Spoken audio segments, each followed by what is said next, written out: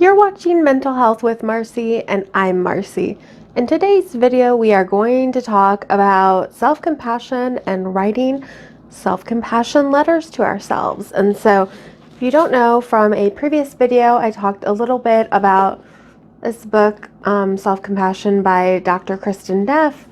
What is it? The Proven Power of Being Kind to Yourself. And so I talked a little bit about this in the video where I took a self-compassion quiz. And so that was at the end of the first chapter, was taking a self-compassion quiz to see over the course of the book and over the course of practicing self-compassion, does your score go up after you read the book? And then the second exercise in the book is to write a letter to yourself.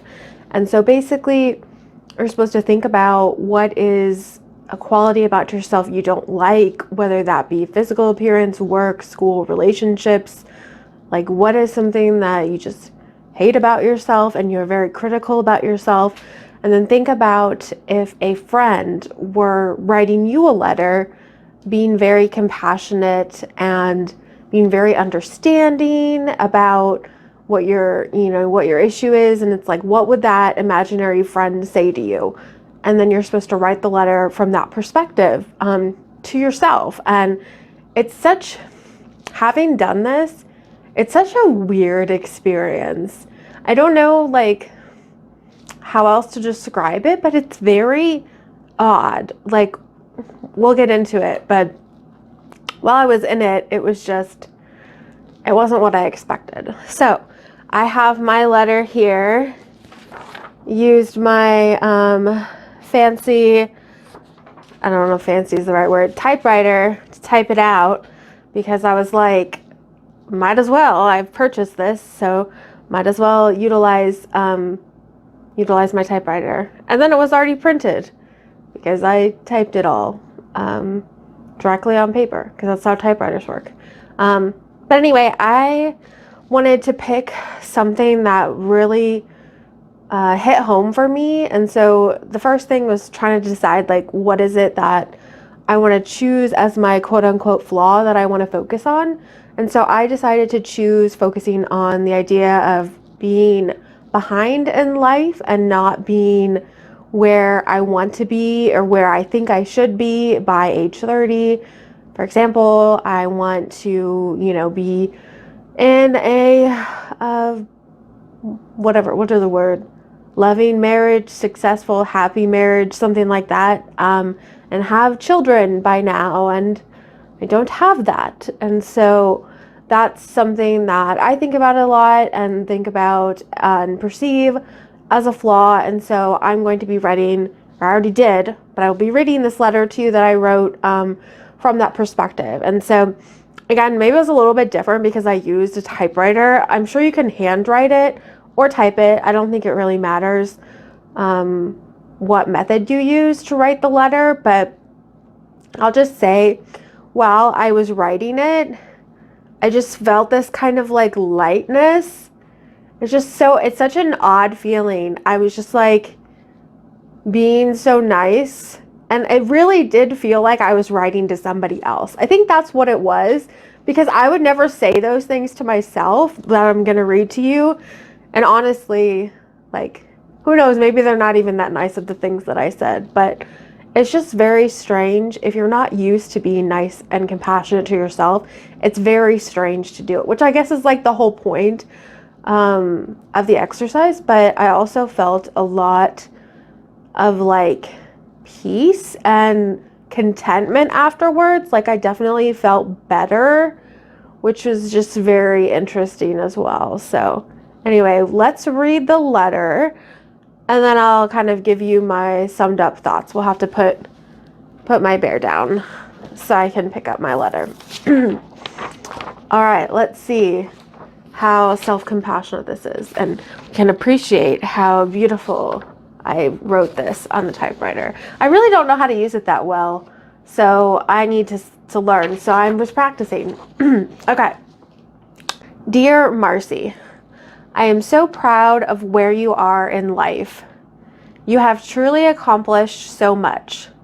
You are living on your own and taking care of yourself.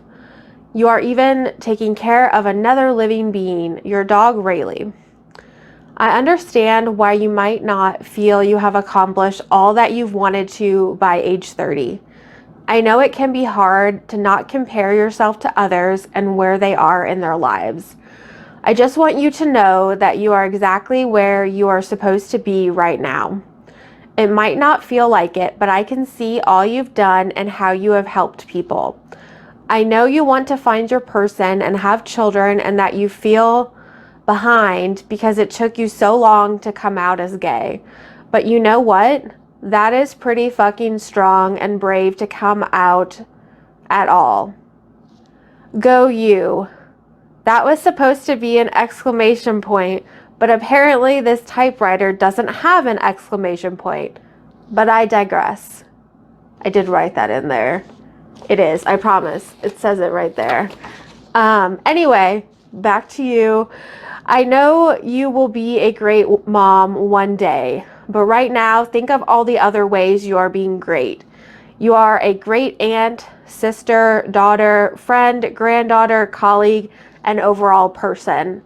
You already help so many people. When the time is right, you will help your children too. Love, nicer Marcie. So, yes, I had a whole aside about the fact that my typewriter doesn't have an exclamation point, but it looks really dumb. Luckily, I was able to just read it out, but it just says go you, period. I was like, do I put like a colon or semicolon? I don't know. But it was supposed to go you, but there was no exclamation point. So I guess I could like draw like the top part in by hand. I don't know if that's what they did back then. It's an old typewriter. It's like from, 1929? So anyway, and then I also put love, nicer Marcie, because that seemed right.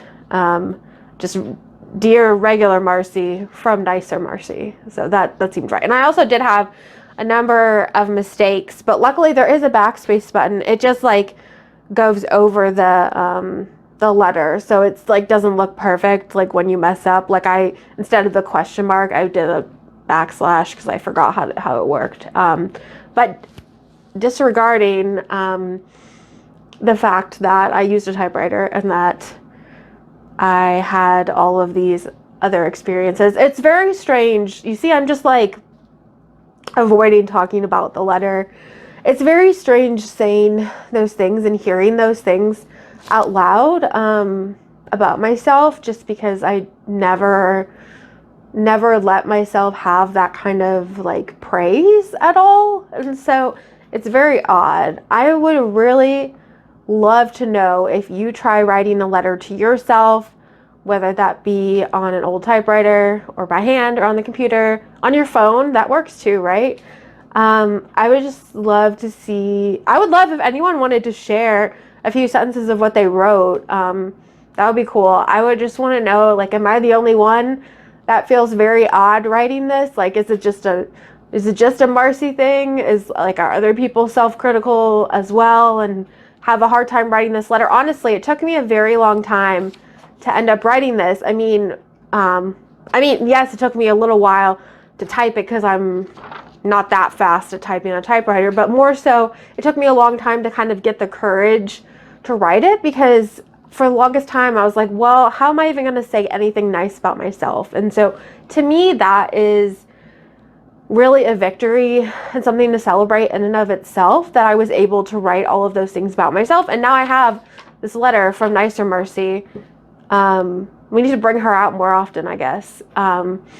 But now I have this that I can read back to myself and kind of like give myself a little bit of affirmation. So yeah, we'll see how it works. I still on chapter 1 of this book after like a month. I had to reread it even because I had forgotten. I was like, I need context for this letter. But that's okay, because I'm here now and I am being self-compassionate about it, and I'm doing great. So anyway, yeah, it's really hard for me to say positive things about myself, as I'm sure you figured out by now. But anyway, let me know if you write the letter to yourself, if you find it helpful, if you want to share any of it, that would be great. But I hope this has been helpful. So Thank you so much for watching, and stay well, my friends.